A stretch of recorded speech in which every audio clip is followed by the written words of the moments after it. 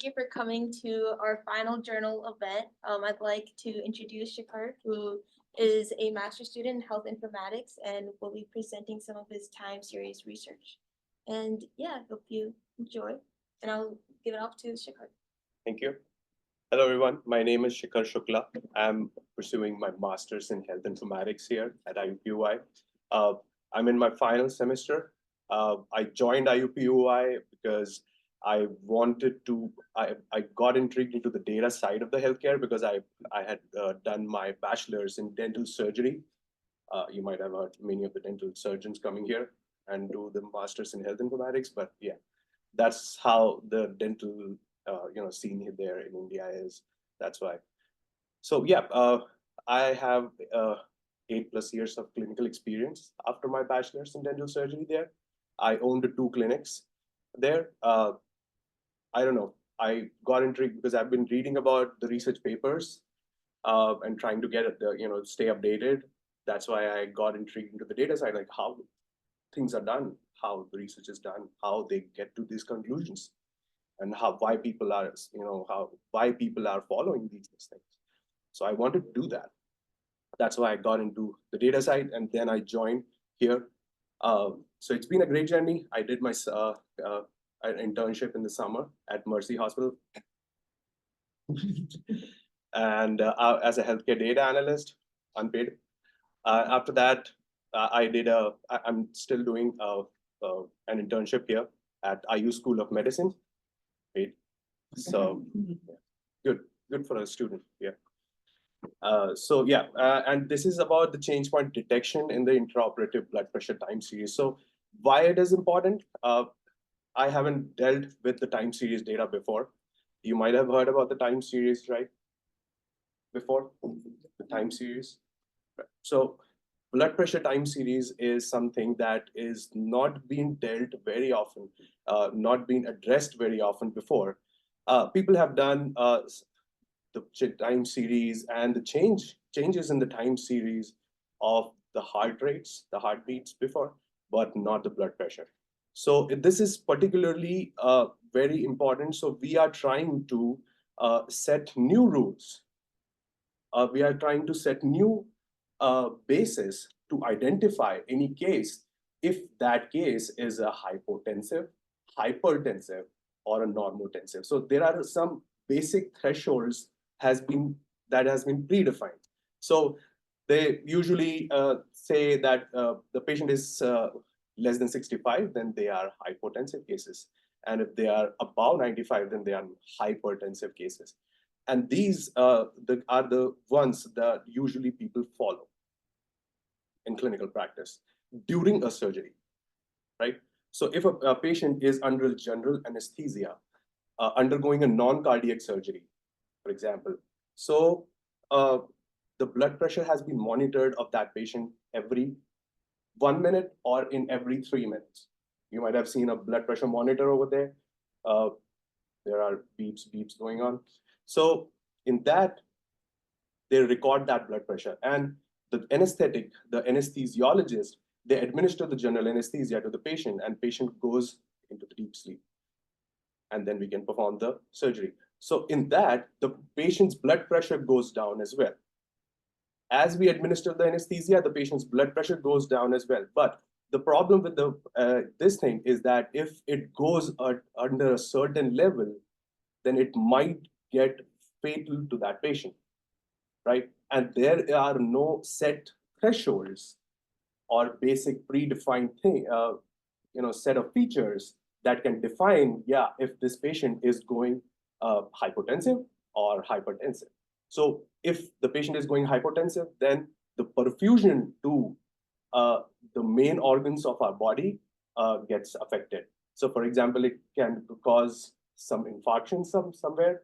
There would be hypoxia. There would be less perfusion to that organ, and then that can lead to organ failure. So there is a most common problem that patient suffers 30-day mortality after these surgeries. And patients usually die after within 30 days of that surgery, right? So that is the problem. And then, so we have we are trying to do a change point detection. So there is a change point detection algorithms that are there, and we can apply those change point detection algorithms on a time series data to extract some features, and then we can predict the 30-day mortality of that patient. So we are trying to not use or trying to uh, eliminate those threshold-based mechanisms or threshold-based definitions of hypotensive and hypertensive, and we are trying to uh, uh, you know give some features, the change point features, so that we can accurately say if this patient is a hypotensive, hypertensive, or a normotensive. So that's a brief introduction.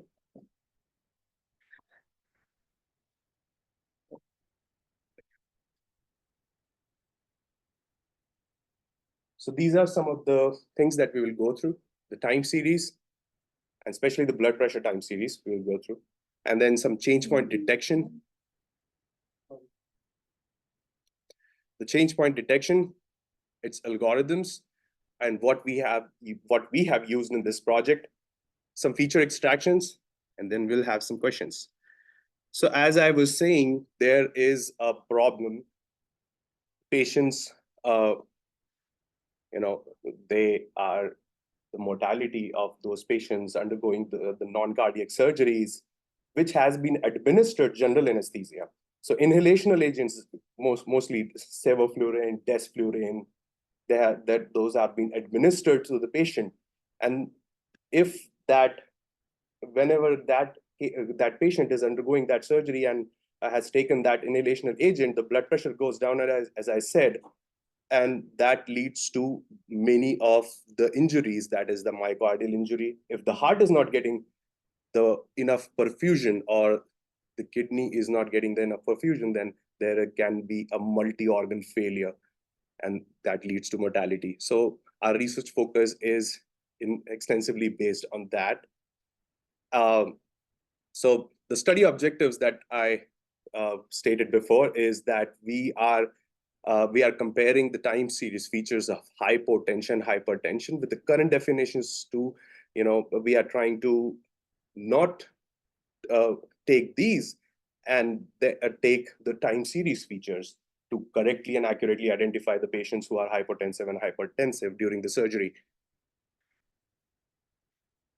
So what is time series? If someone can tell me what is time series. If you have heard about time series, right? So how can you define time series, like in your own words, if you want to? Time series is basically where we want to know particular values in those short periods of time. It can be like, let's say, how can we dissect those particular time units, right? So let's say if I say 1 minute, so I can say that maybe per second, what were the values in those particular time, right? So I recently did data analysis on I think the data where there was values and time series of BP patients, right, and glucose patients who had diabetes. So they had those basal values previously, right, and it gave some time series value, which was like for the whole day. Right. So it showed like at what particular second, even in microseconds, how it fluctuates. So I think if you want to know what this is, basically the points, the values in a particular series of time, minutes, seconds, and hours, or months. So basically, the data values recorded within some time period, right? So in this case, in our project, we have recorded the blood pressures of that patient every 3 seconds and every 1 second as well. So sometimes the case is whenever we want to know accurate recordings of that blood pressure, so we have introduced, so anesthesiologists have introduced an arterial catheter. So arterial catheter is directly inserted inside the artery, and it can accurately measure the blood pressure. So the correct blood pressure. So here we have recorded, so time series is like basically the data points collected, recorded at regular time intervals. So you know how it looks like, right? These are some of the graphs from our study. You can see the data points recorded for over a period of that, or over a duration of that surgery. So on the x-axis, there are observation time, and the y-axis are the MAP values. So MAP values are the mean arterial pressure values. So it is not, these are not specifically blood pressure values like the systolic or diastolic that you have heard, but this is the mean arterial pressure values. So mean arterial pressure values gives us an overall idea about the blood pressure, and we don't have to consider the systolic or diastolic, separately. So that is the mean arterial pressure. So there are components of time series. So there are trends, there are seasonalities, there are cyclic events, cyclic patterns in that. So so you might have heard about the trends, right? So whenever we see some data, we plot it, we plot a graph, and then we see the trends. So there are positive trends, there are negative trends, or the associations, or the trend is going upwards or downwards.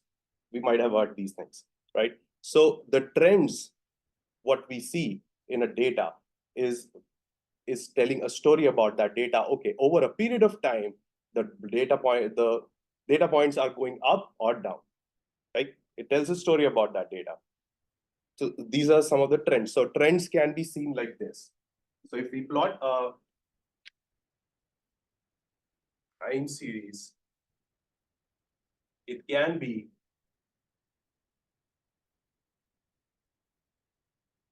this is a time series data.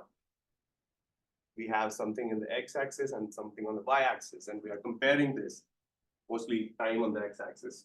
So, and there are some data points as we saw in that previous graph. So this is a trend, the upward trend. It is going up, right? And if this will be from here, suppose it goes down, then this is a trend. If a line bisecting that time series, we can say that this is a trend going down. So a negative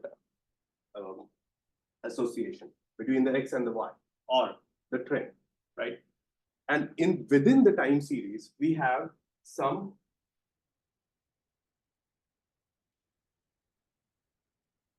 patterns.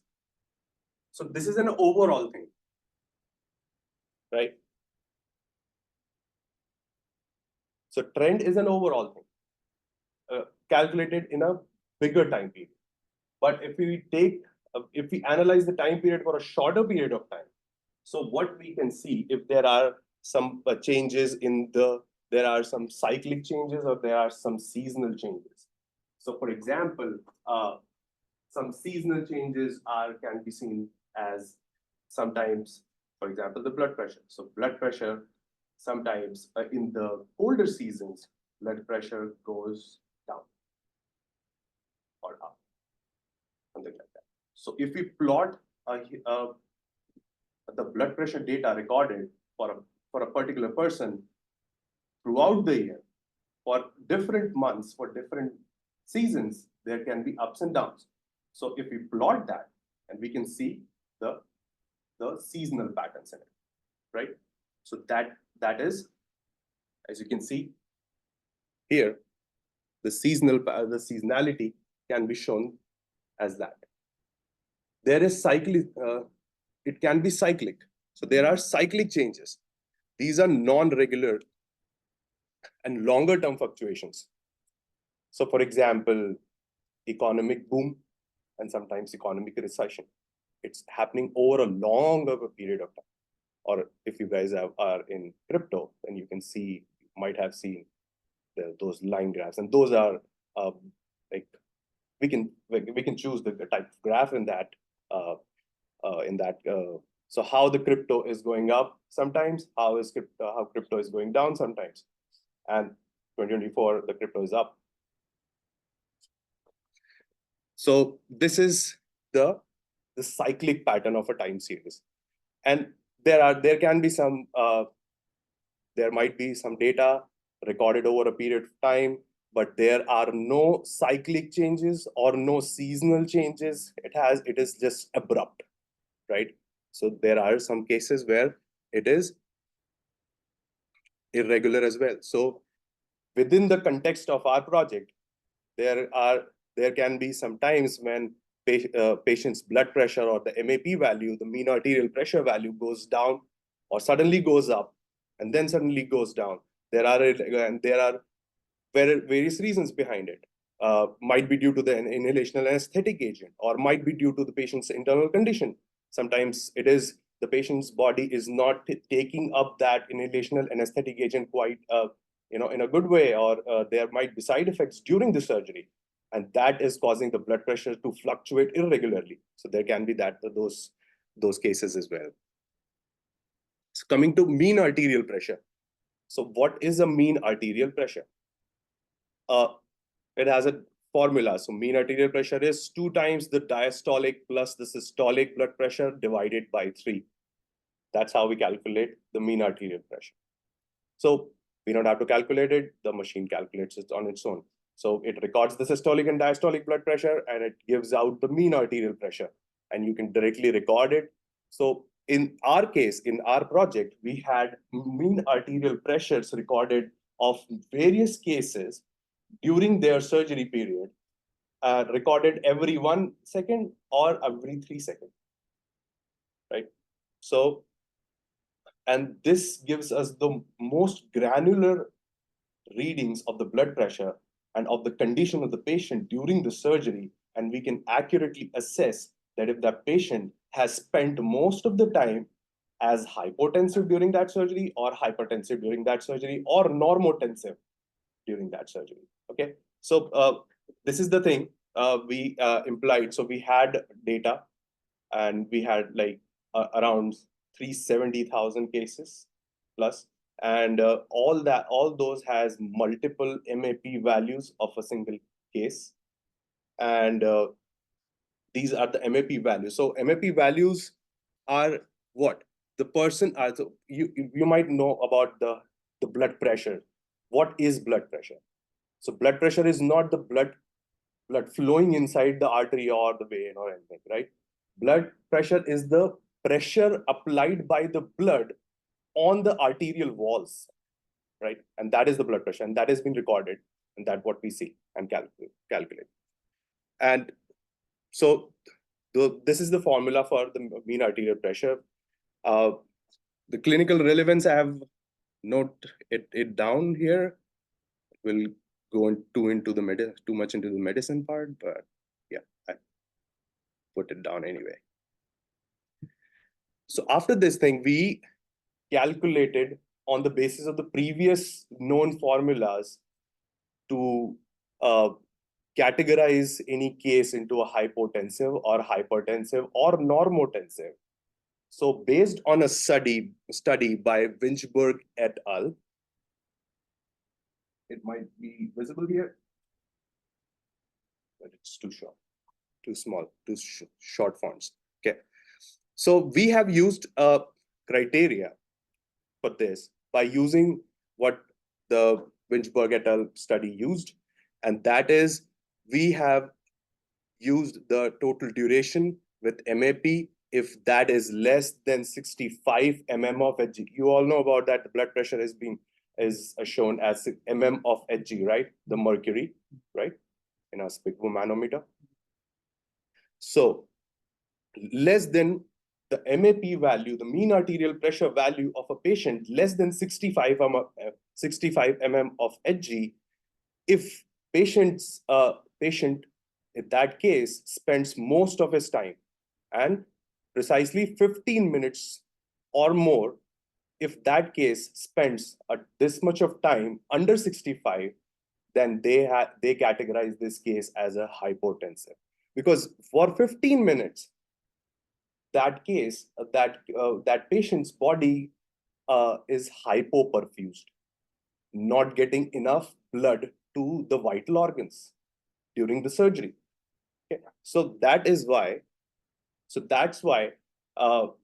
they have taken this. So this is in the clinical perspective, this is well known, and most of the times patients have been categorized or classified as hypotensive or hypertensive on this basis, right?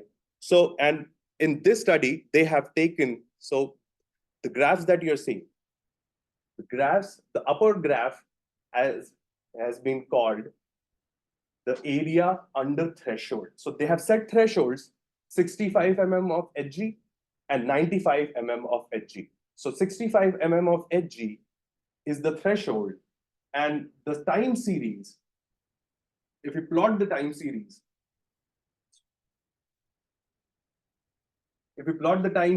and under that threshold, how much of the area that is there, and if it is exceeding 15 minutes, then that case is being categorized as hypotensive. Similarly, if we draw a line, a threshold line at 95, and if we plot the time series of the MAP values, the mean arterial pressure values, and how much of the cases, how much of the data points are above that 95 threshold line, that has been categorized as hypertensive. Patients with increased blood pressure. So during that time surge, so these are some of the cases that are there in our study. So I have taken, so the above graph is a hypotensive case. As you can see, because there are, the threshold line is set at 65, and most of the time patient is below that 65, and it is greater than 15 minutes that patient has spent under 65 mm of Hg. And the lower one is a hypertensive case. As you can see, because the threshold line is set as at 95, and most of the time patient has spent the surgery duration above 95. So these graphs are called, the upper one is called the AUT, and the lower one is the AAT. So AUT is a area under threshold.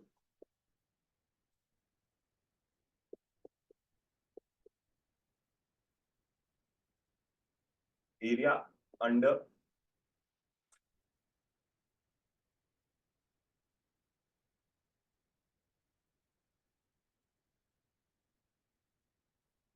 and AAT is area above threshold. And these are the graphs. So above one is the AUT one and the lower one. So we have plotted AUTs and AATs plot for every case, and there are 370,000 plus cases. We cannot manually see every case and all, and determine which case is hypertensive and which case is normotensive.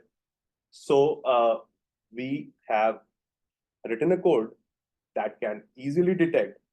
We have set the baselines, the two baselines as 65 and 95, and then we have this is just for to show this the department people who are not into informatics, that okay, these are the ones, and these are the hypertensive cases and hypertensive cases. That's how we have classified them, and most of them are look like this only.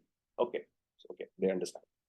And so we have written a code that can easily determine with this logic.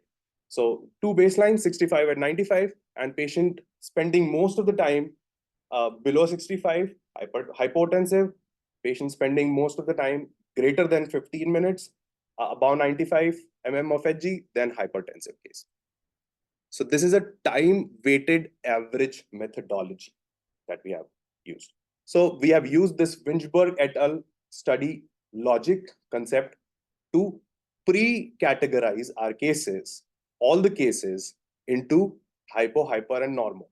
So for these 370,000 cases, we have outcome values as well. So outcome is whether a patient died or didn't die within 30 days.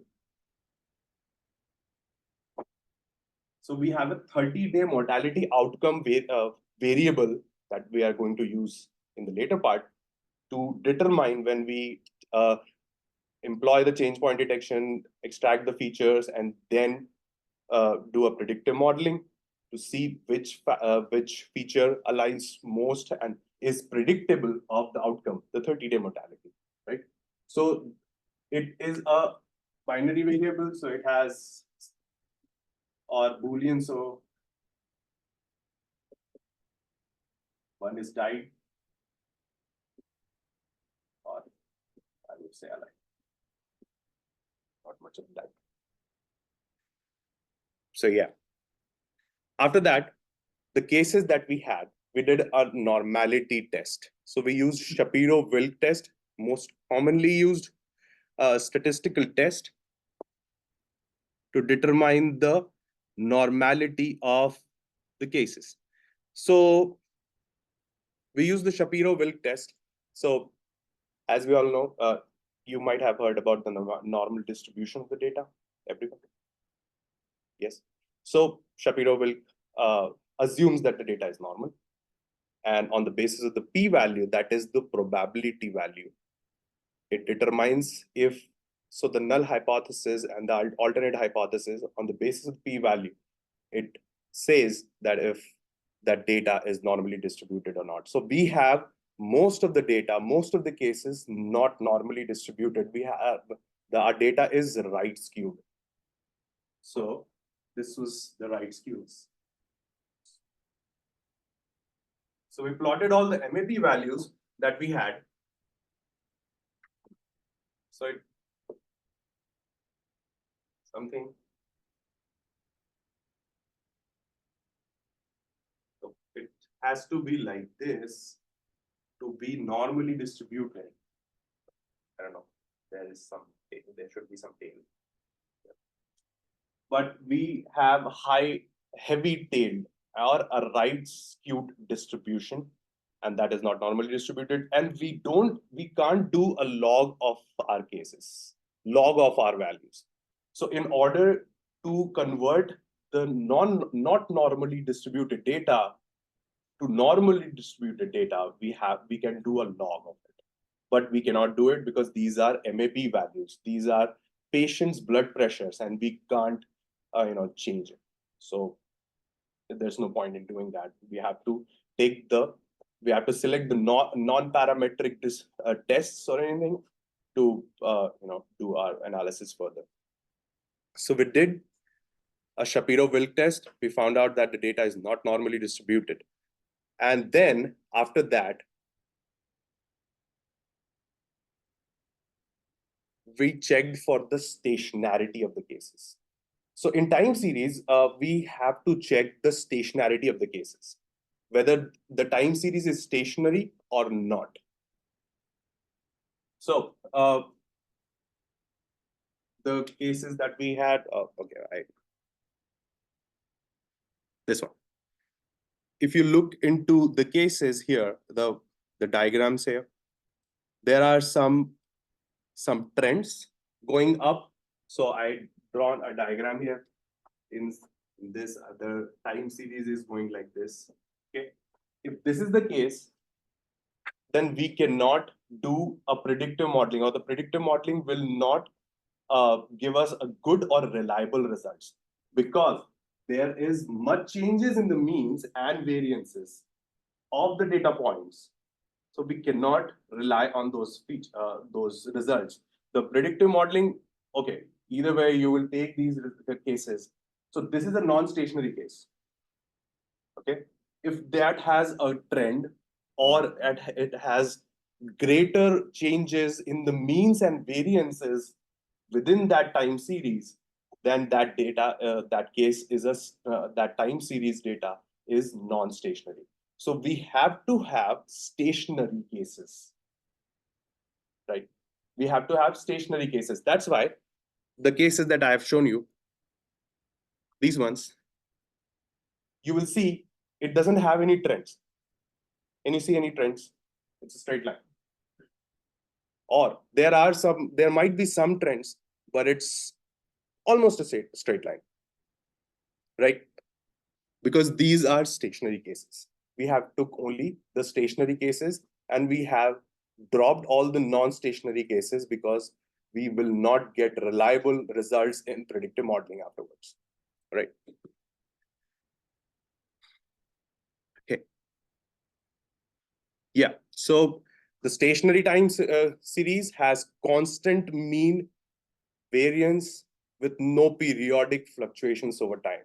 So I would not say constant mean, but almost constant.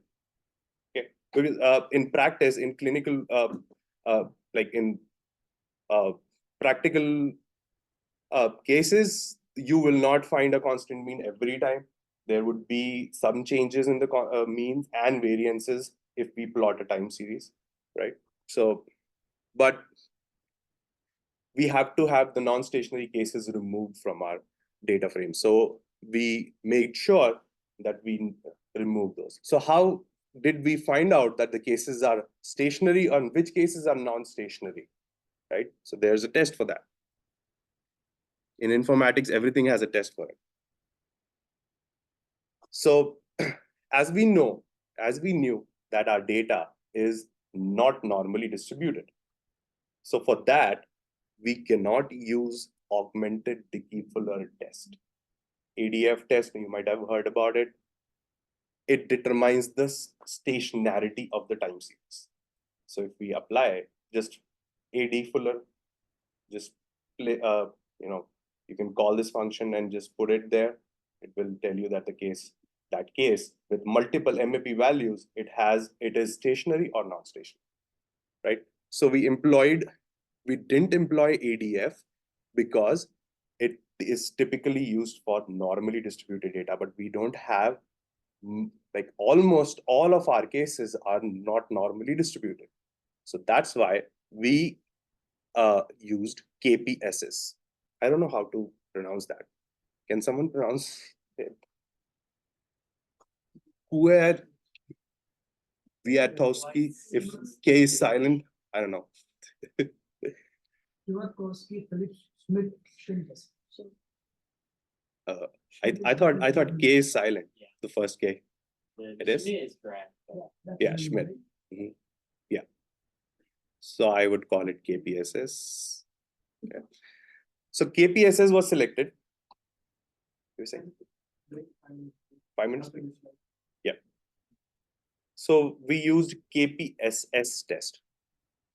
Pretty straightforward. Okay. So first of all, all these analysis has been done on Python. So Python supports many of these tests. You can just import that test. You can directly call it and it will do the thing for you. It's just 2 lines of code or 3 lines of code, and boom, 370,000 plus cases, all been tested for stationarity or non-stationarity, right? So we found most of the cases from those 370,000 plus cases are stationary, but many like somewhat 1/4 of our cases were non-stationary. So we are losing 1/4 of our data. So the data that we had, we are losing 1/4 of it, and we don't want that, because that 1/4 data, because first of all, getting the outcome data, getting the the outcome data, that is if the patient died or didn't die, is a very hard thing to do, because okay, these are all being treated at here at IU Health, but some might not, some patient might get discharged and they were healthy at that time, but afterwards they didn't come for a follow-up visit or anything. You call up there, no one answers from their home. So how can you make out that that case had a good success rate after that surgery? So the outcome data has been found from and being taken out from the Social Security building as well, like most what I got to know. So that 1/4 data has mortality data, and we don't want to lose that, but we have to drop them. We can't take it. Why? Because there are some methods where we can transform our non-stationary cases to stationary. So there are some methods like, so it is called as detrend. Why? Because the non-stationary cases has trends in it, and we want to detrend it. But these are MAP values, the mean arterial pressure values, and we can't change them. So for that, we do differencing. So these are some methods where we detrend the data, change the non-stationary cases to stationary. So the differencing is one thing, one method. Taking the log, taking the square root, or cubic root. So if you understand this thing, why we have to do these many of the things in order to convert our data to stationary, and we can't do that because the MAP values will change. So we tried doing this, and the things that suppose we have MAP value of 65, or then the second value is 78.8, and so on. These are getting converted to 0.31 minus 8.1, like that, after doing the differencing. And blood pressure can't be 0.31 or 8 point minus in negative, right? So we drop, for now, we are trying, right, we are thinking more on it. So how can we incorporate that data again by doing all these things? So we'll try the combination of these things, like if we'll do a log and then do the differencing, if that can serve our purpose to basically detrend our data.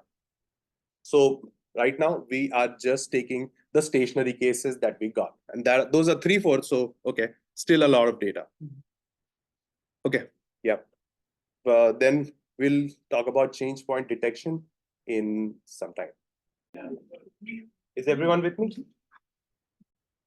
So after finalizing the cases, those checking their normality, we know that they are not normally distributed.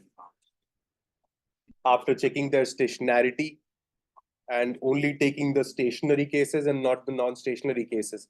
So are we guys clear about the stationary, what are stationary cases, time series, and what is non-stationary time series, right? No questions regarding that? I have a question. Yeah. How much data did you after doing that? 1/4 of it. So not 1/4 of the significant. cases we dropped Okay. because those are non-stationary. That's okay. How much can we drop? Like what if We should not drop any of the case because that has an outcome variable that I said earlier. And outcome, as I said, outcome of any case is very hard to get. So if you have any outcome data of some cases, then you should not drop any of the case. So with a heavy heart, we have to drop that. But what if you guys collect the data from, like, it takes a lot of time to spend to do that, right? What if after you check the data, you find out like 3/4 of the data is not stationary? Exactly. So this is what I also stated earlier. This is a work in progress. We are trying to detrend this data. We are working on making our cases stationary so that we can take those 1/4 cases and also include them in our analysis. But right now, we are only moving ahead with the stationary cases. But we should not lose any data. This is like very precious data. It has outcome variable in it. That can be a very, the model can learn later from it and can accurately predict. So, any more questions? Another question. With the detraining, you mean to say that the pattern will be the same? We will reduce the high changes in the mean and variance within the data. So we are actually altering some values so that if we will plot that data, it will not have a trend, something going up or something going down, something like that. It should be like this. As you can see, these are stationary cases. If you draw a straight line, it is not going up. There is no trend up going or upward going or downward going trend. It is somewhat straight, but it still has many differences in the means and variances within. different segments that we will talk about now. Yeah. Sorry, I might have missed this, but what is the objective of doing this, like change, like trying to remove the trend? So while we proceed with the stationary cases that has not much of that don't have any trends, the features derived from those cases, and then we train a model, a machine learning model, a predictive model from those features, the results are reliable. The cases that have trends, the time series data that have trends in it, they don't give accurate and reliable results in the model. That's why. Should we move ahead? Yeah. So there is one thing that is change point detection. So change point detection there is like we are trying to identify now in the stationary cases, within that stationary case, we are trying to identify the changes in means and variances. So some subtle changes in the means and variances, we will identify that. And then on the basis of that, we can extract some features so that we can train a predictive model, and that can accurately predict, based on the accuracy, can predict if that patient is going to die within the 30-day or not. So change point analysis is being used heavily in many of the cases. So these are some of the examples I have written here. You can go through it. So it can accurately pinpoint changes, and it can, you can make timely decisions within finance, environmental policy, patient care, whatnot.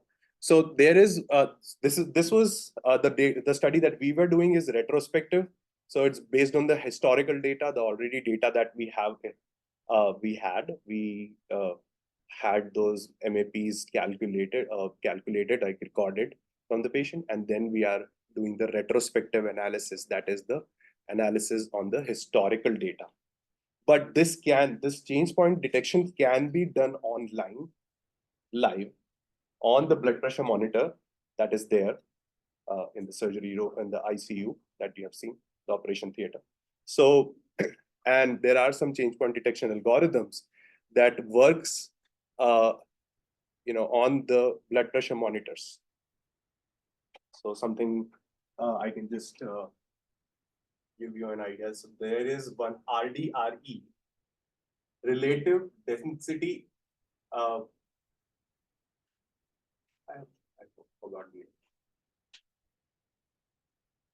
This is RDER, I think.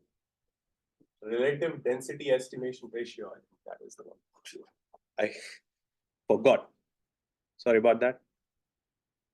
Yeah, but this is an algorithm. This is a change point algorithm that can be applied on the blood pressure monitor, and that can give us the change points in the blood pressure. So while it was recording and you are seeing the trends, and not the trends, but yeah, if there is a trend, then you can see it. But the MAP recordings, and it is forming a graph in that blood pressure monitor, the RDRE can be incorporated into the blood pressure monitor, and it can online detect the change points, that where the mean and variances of this data points are changing much, and it will form a straight vertical line on that. That will detect, that will show that there is a heavy change, or there might be a subtle change in the mean and variance there. So it will look something like this.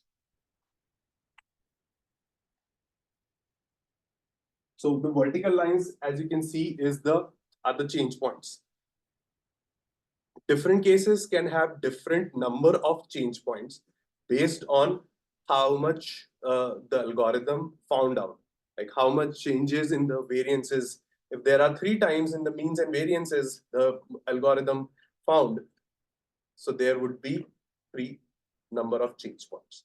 So number of change point is also one of a feature we can take, so that we can quickly identify, we can take it as a feature later for the modeling part. Right. So these are the three figures I've plotted, I've taken from the internet randomly. Can anyone say this first one? What changes? What is the change in that time series? Or you can, say randomly, like whichever you want, or like what is the change in this time series, and why there is a change point there. So what is actually changing in this time series that the model has put a vertical line over there as a change point? You understand my question? There is some parameter which suddenly increase for a specific. Yeah, amount of so I'm talking about those parameters. What are those things? Can you like say, like, if in this is changing, that's why there is a change point in all the three figures, all three graphs. And the first one would be like whatever's in the y-axis, so the frequency is increasing. So I would say the first one is that there are changes in the means. So this segment has its one mean. If you will plot a line here, this segment has one mean, and then the the time series has gone up, and this is another segment. This has a completely different mean. Then this has a different mean. So this is plotting. This graph, the change point algorithm, is actually finding out the changes in the means. That's why there are vertical lines over those areas. Similarly here, standard deviation. You know about standard deviations, right? So here, there are much differences in the standard deviations from this segment to this segment. There was no segment before, but now there are segments because model has identified the changes in these statistical properties. So the standard deviation here of this segment.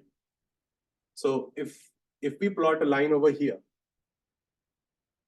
and then we compare these two segments, there is not much change in the standard deviation here. So model has moved forward and see here, okay, now the standard deviation was pretty much the same, but now here it is changing much. So plot a straight line over here. This is a change point, right?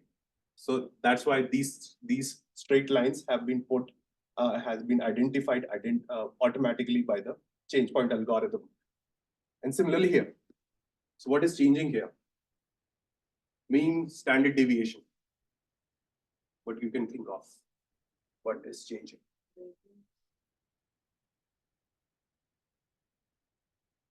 Variance is changing over there. The slope.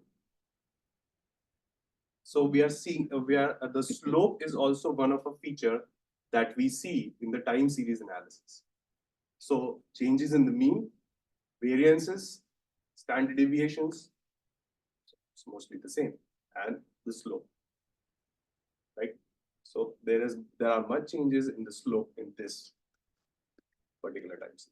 These are not the cases from our project. These are some random images I found out on the internet. Just to show you, like, how much the change point algorithms, how they find out the change points and how they demarcate those change points and then divide the time series into segments. So two change points, 3 segments we have. And we can compare these segments and calculate some features out of it. That's what we did. So there are many types of CPD algorithms. CPD is the change point detection. But there are 2 most commonly used. The binary segmentation, I think you have heard of the binary segmentation, or the segment neighborhood, because it's been mostly used in the time series analysis of gene sequencing. and DNA sequencing. Yeah, so it has applications there. So in bioinformatics, mostly the gene sequencing time series analysis, they mostly use binary segmentation, right? So binary segmentation, so how these two work. So we've been mostly talking about the binary segmentation and the segment neighborhood.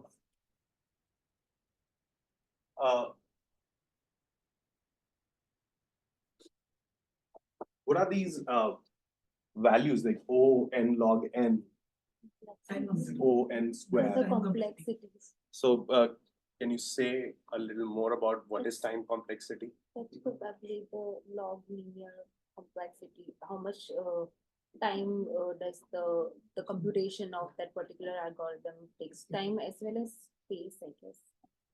Time, mostly time. So time is the main factor here. And that determines the computational complexity of any algorithm. So if any algorithm that is as an iterative process, so it is going from A to a certain point and coming back to A, then doing the iterations, how much it takes time to actually complete all the iterations and give you the results, right? So these two have, the binary segmentation has an O n log of n, and the segment neighborhood has O n to the power 2.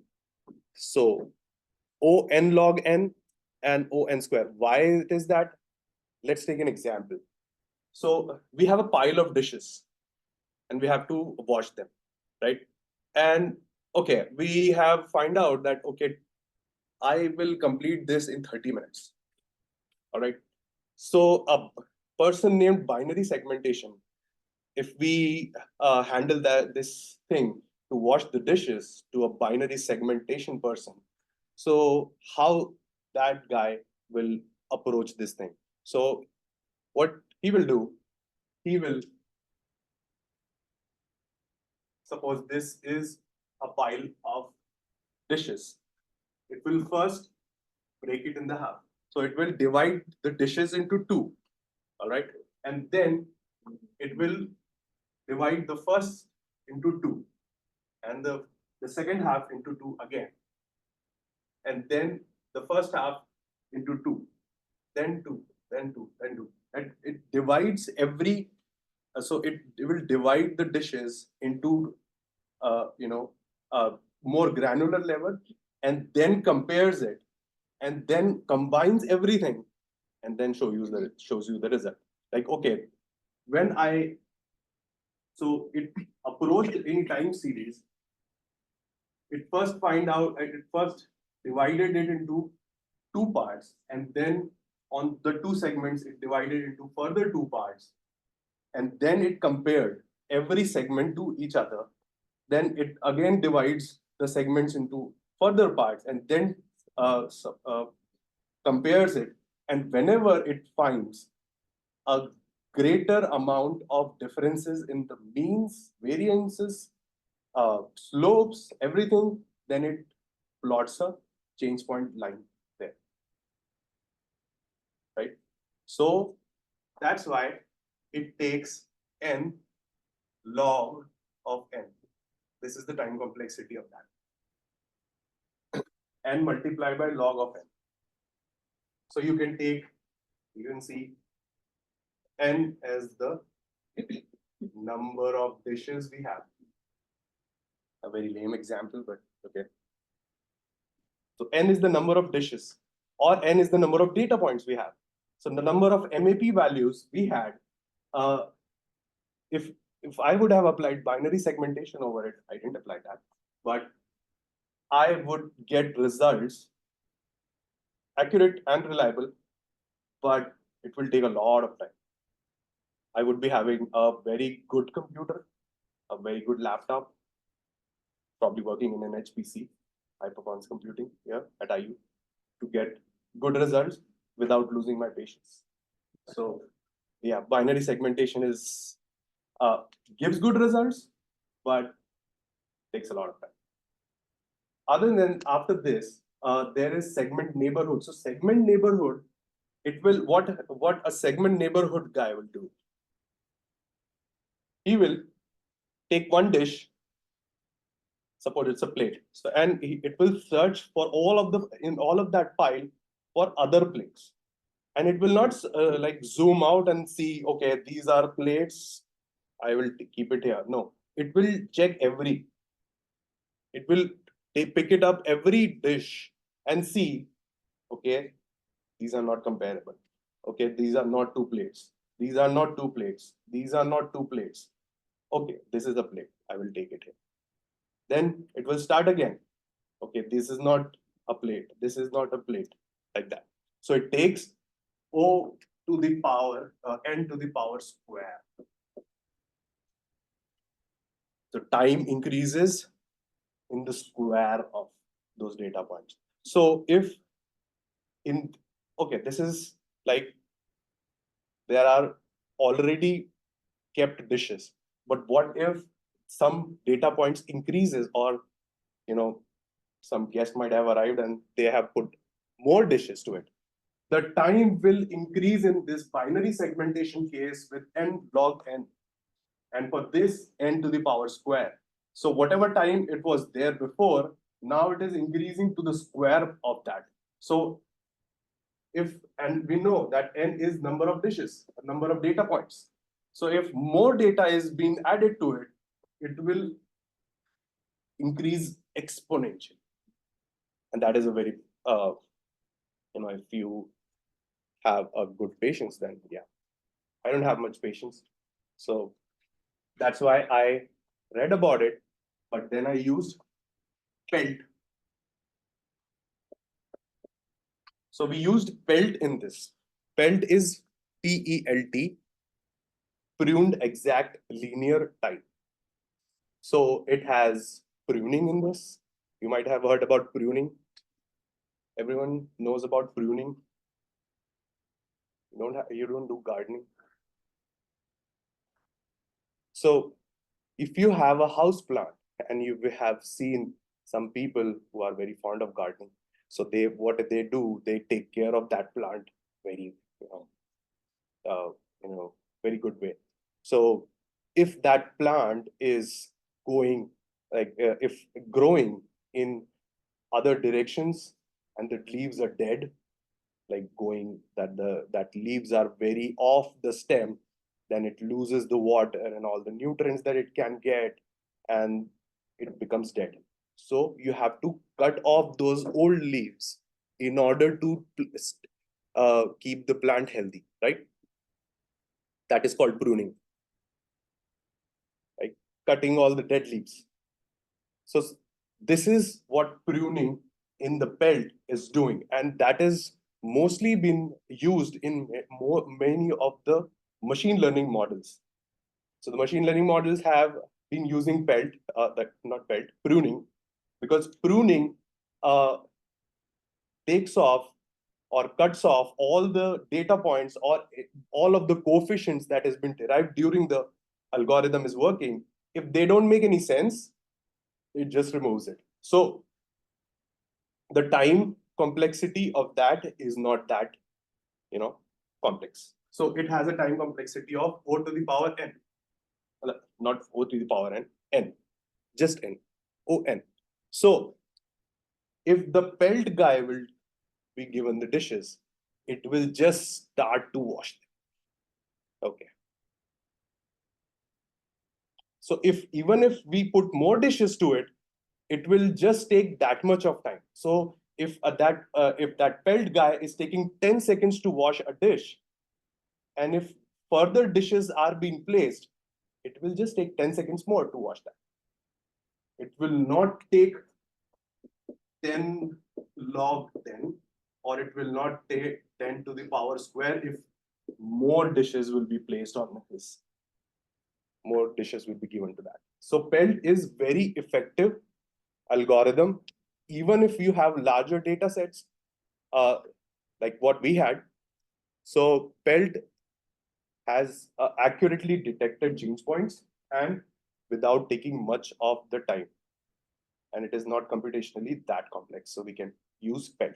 So PELT is very effective in these cases. That's why, but binary segmentation and the segment neighborhood, they are also very good. Binary segmentation has the image segmentation as well. So binary segmentation, whenever we are doing, we are applying this algorithm into the image data set we have, then we can use the image segmentation of the binary segmentation, the image part of that. We can use binary segmentation in that. It is time, it takes time, but it gives reliable results. But we had taken PELT, that is the pruned exact linear time. So what it does, so it has the faster computation and it does pruning to reduce the search space. So the research space has been highly reduced. Good accuracy, more efficient.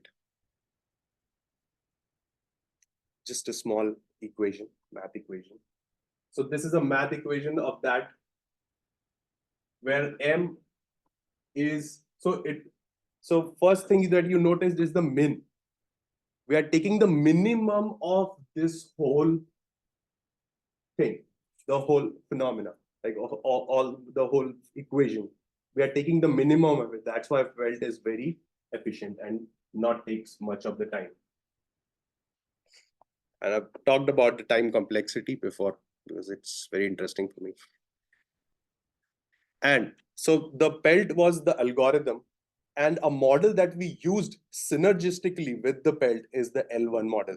So you might have heard about L1 or L2 or Manhattan distance and Euclidean distance, right?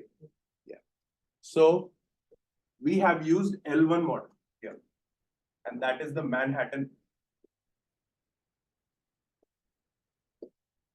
That is based on the Manhattan distance. There are other, that is L2, that is Euclid.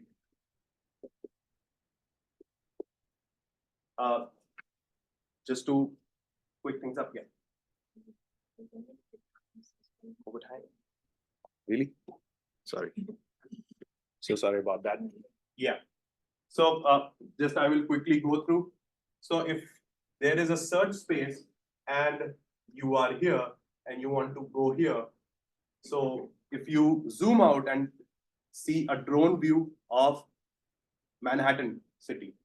So if you are here at this intersection, and if you want to go at this intersection, if you are a Manhattan guy, you have to take this street and this street, right? So if this has coordinates of P1 and Q1, this has coordinates of P2 and Q2. So this distance will be P1 minus P2 mod of it.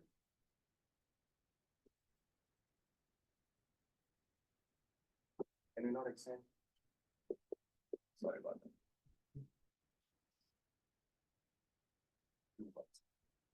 And P2 minus Q2. This is the distance for, sorry, my formula has a trend. Is going up. So P1 minus Q1 plus P2 minus Q2, the mod of it, because we are eliminating the negative values.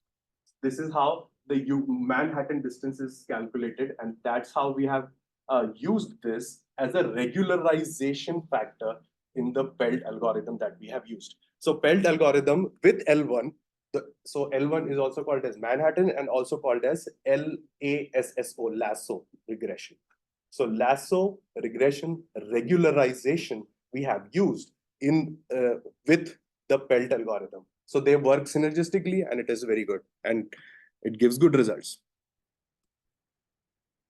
And then we do the feature extraction. So the features that we have extracted from these are the mean shifts, the coefficient of variation, a trend analysis, and the skewness and kurtosis.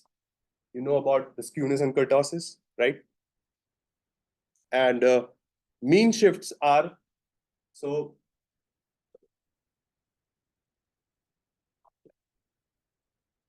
here. So we calculated this segment mean. We calculated, suppose this is our projects. one case, and these are all the MAP values, and these are the change points we got. So this segment has a mean value. So we calculated a segment mean, this segment mean, and this segment mean, and we compared it, and that became a new feature, right? Similarly, we calculated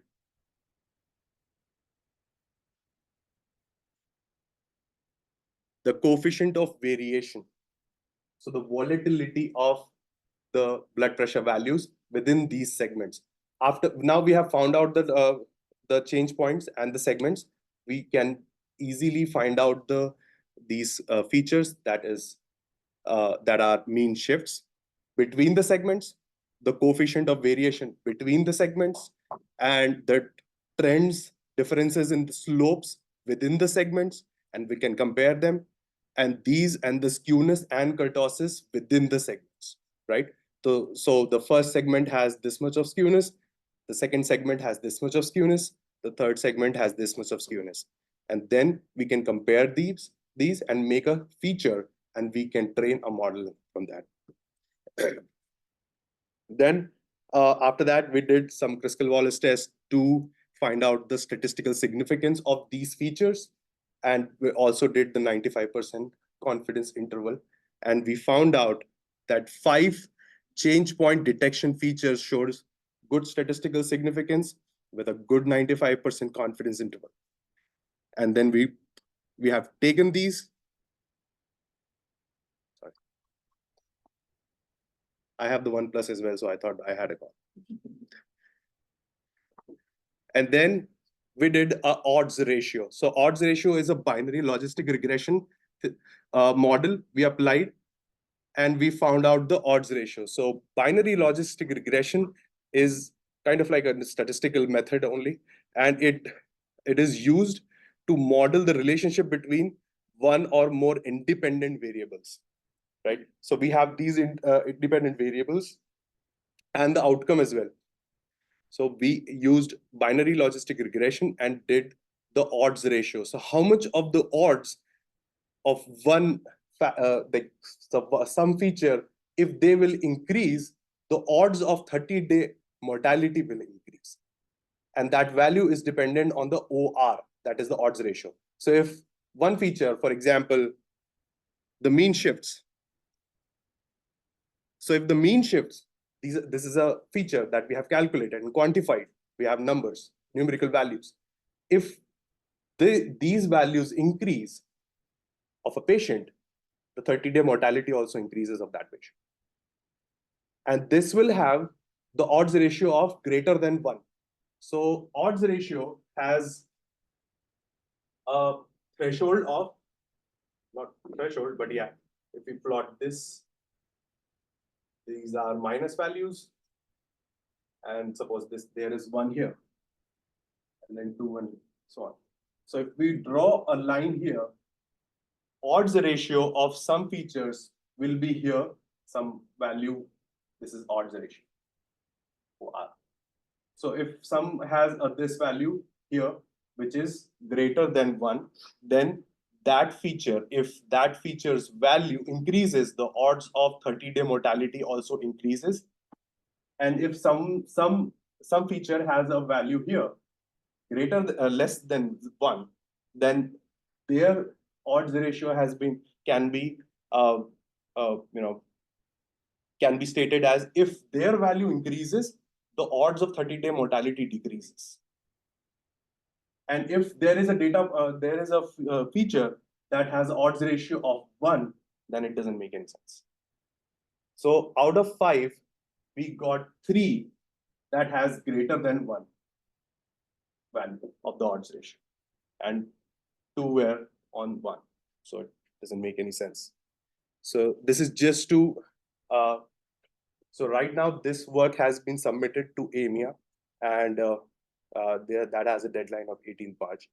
And we have submitted these features with their odds ratio, and we are trying to state that the traditional and conventional threshold-based categorization of blood pressures and then identifying the 30-day mortality of those cases is not at all accurate in many of the cases. So by doing the change point detection and extracting features, we are still extracting features right now as well, after submission of our paper to the EMEA. These are the features can predict the 30-day mortality of these cases. Thank you. Any questions?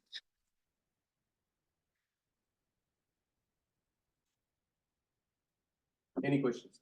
I know I took a lot of time. Sorry about that.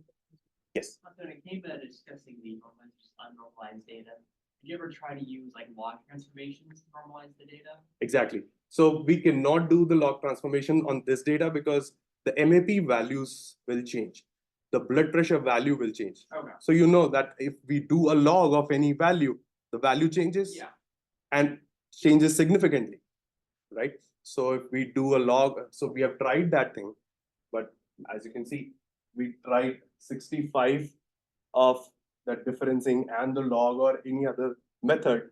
We are trying to convert the non-stationary to stationary, but we are getting these values in points 0.31 or minus 8.1, and these doesn't make any sense because blood pressure values are not that.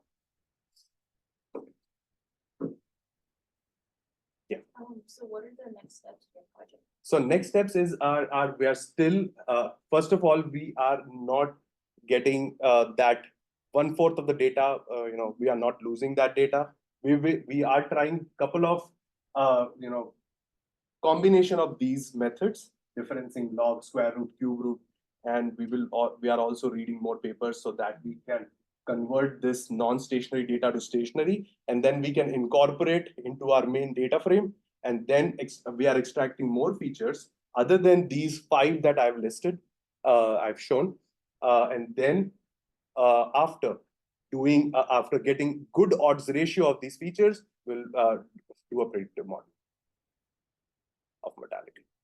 So this will be, because right now we have submitted a podium abstract, just presenting, we are pitching an idea that this is a very accurate method instead of just those threshold-based methods. Then afterwards, we will submit a paper with all the predictive modeling done. What are your expected results? So the expected results are that after this, I have extracted some more features, and I'm also in contact with my supervisor, who is an anesthesiologist. So she approves that feature with a clinical point of view. So I need to get a clinical point of view for my feature to make sense. So yeah, there are some more features, but yeah, the main feature that is being that we got good odds ratio is the mean shift. So the mean shift changes in the means in the segments between the segments is highly relevant. There are other features that we have calculated, and we have used TS fresh and TS fell. So I would encourage you to read about these. So this is the beauty of Python, because it supports many of the libraries. So this is a TSFL is time series feature extraction library, right? And TSFresh is time series feature E is extraction on scalable hypothesis. It's hard to remember that, but yeah, these, if you just apply this, if you just call this pip install tsfresh or tsfel, and then just call this function and just put it to your data frame, just 2 lines of code will give you 783 features out of your data frame. 783 features. You don't know how to deal with these 783 features, but just 2 lines of code. And these are accurate features. You can read about TS-Fresh. I highly recommend to read about TS-Fresh, TS-Fel, and also the change point detection, and especially the binary segmentation and segment neighborhood. And because it has high applications in bioinformatics as well.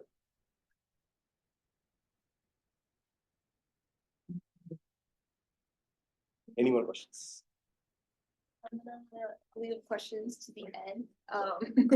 But yeah, I want to thank you again for coming in, speaking at our Biomedical Informatics Club. I mean, coming from bioinformatics experience, I learned so much about, the time series and how you went through all the different CPD algorithms. That's what it was called, right? And change approach. I learned a lot and how you can like distinguish them and what PELT is, and how you went through your project or feature selection, what your next steps are. So I enjoyed it a lot. I'm sure you guys enjoyed it a lot.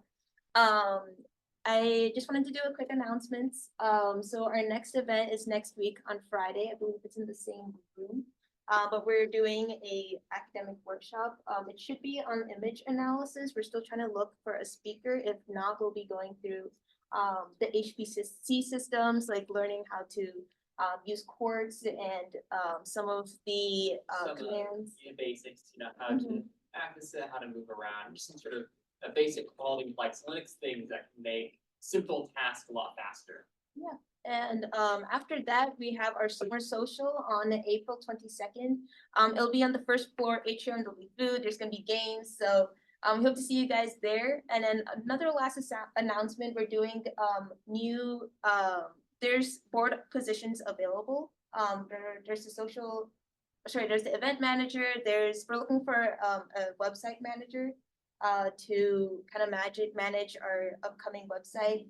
And we also have a secretary position open. So board position interest form is due on Sunday. So if you are interested, there's QR code stands all over the tables. You could find the forms over there.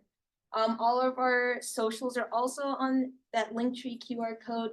So if you want to get announcements about further or future events, it's all there.